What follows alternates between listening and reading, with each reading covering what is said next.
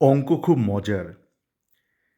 আমার এই আগের অডিওটা যেখানে আমি অস্কারকে নিয়ে কথাবার্তা বলেছি যে কেন দুটো সেন্টার ব্যাক অপশন রাখা হয়নি, বিদেশি সেন্টার ব্যাক অপশন, সেটার পরিপ্রেক্ষিতে একজন বলেছে যে উম, উনি সহমত পোষণ করেন না যে সাউলের পাপ অস্কারের নয়, এটা সে ইনহেরিট করেছে, কুয়াদ্রাতের পাপ সাউল বহন করছে। কিন্তু ব্যাপারটা কি তাই? একটু অঙ্ক অঙ্ক খুব মজার হতে পারে মাঝে মধ্যে, একটু অঙ্ক নিয়ে ব্যাপারটা আলোচনা করব তো।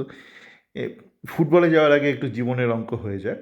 তো গতকাল সন্ধেবেলা সুদূর আমেরিকা থেকে আমার একদম ছোটোবেলার এক বন্ধু ফোন করেছিল আমাকে।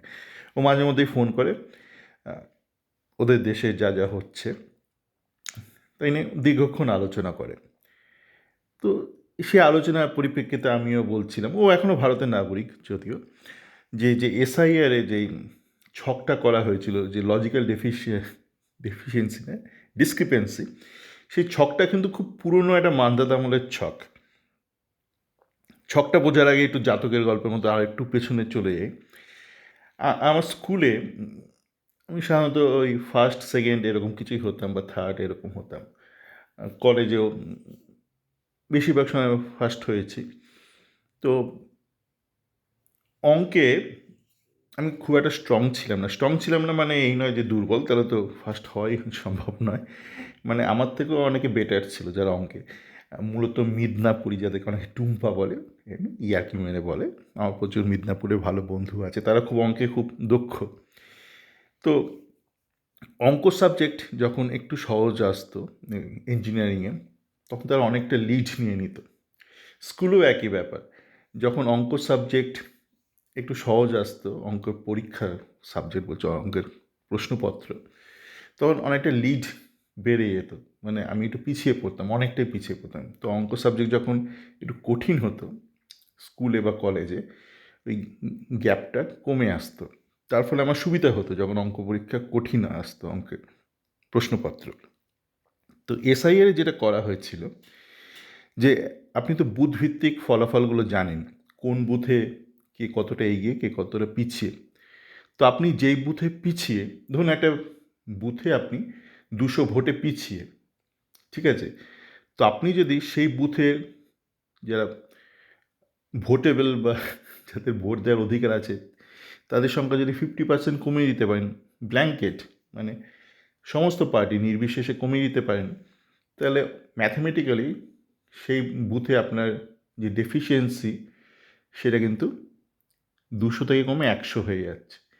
তো সেইভাবে আপনি যদি একটা অঙ্ক করেন যে এতগুলো বুথ রয়েছে, যে বুথগুলোতে আমি পিছিয়ে, সেই বুথে যদি আমি প্রচুর সংখ্যক ভোটারকে সরিয়ে দিতে পারি, তাহলে সে প্রত্যেকটা বুথে আমার গ্যাপটা কমে আসছে। আর যেই বুথে আমি এগিয়ে লিড, সেখানে আমি সরালাম না, তো সেখানে আমার লিডটা বজায় থাকলো। যেখানে আমি পিছিয়ে রয়েছি সেখানে আমার এটা কমে গেল। তাহলে ম্যাথামেটিক্যালি কি, আপনার যেখানে সাবট্রাকশন হচ্ছে সেই মাইনাস অ্যামাউন্টটা কমে গেল, তো আপনার জেতার পসিবিলিটিটা বেড়ে, এটা একটা খুব সহজ অঙ্ক। কিন্তু এত সহজ অঙ্ক করতে গেলে আপনি ধরা পড়ে যাবেন। তো এবার ফুটবলের ক্ষেত্রে আসা যাক। এই যে সাউলেরকে লোন আউট করতে পারেন, খুব সহজ, মানে সত্য কথা। সাউলের প্রচুর তার স্যালারি, তাকে কেউ নিতে চাইবে না, কে নিতে চাইবে, তাকে ওভার পে করা হয়েছে। কিন্তু এখানেও না একটা রাইট অফ বলে একটা বিষয় আছে। আপনার বিষয় আশয় করতে গেলে, ব্যবসা করতে গেলে, বা জীবনে কিছু জিনিস আপনাকে রাইট অফ করে দিতে হবে। তো ধরুন সাউলের স্যালারি 100 টাকা, এবার সাউলকে কেউ 20 টাকার বেশি দিতে চাইছে না, যে না 20 টাকার বেশি একে নেবো না, এই মালকে আমি নেবো না। তা আপনি লোন আউট করুন, বা আপনি তাকে ট্রেড অফ করে বিক্রি করে দিন। আপনাকে এক্ষেত্রে একটু পয়সা নিজের পকেট থেকে দিয়ে, ধরুন 80 টাকা আপনি অ্যাবজর্ব করলেন, বললেন 20 টাকা মাল বিক্রি করে দেবো, হয় না? আপনি বাড়িতে ধরুন আপনার দুটো গাড়ি রয়েছে, আর আমার 3 নম্বর একটা গাড়ি কিনলেন, তো 3টে গাড়ি আপনার রাখাও তো একটা ঝামেলা, আপনার গ্যারেজ ফ্যারেজের কস্ট, ব্যবহার করবেন না।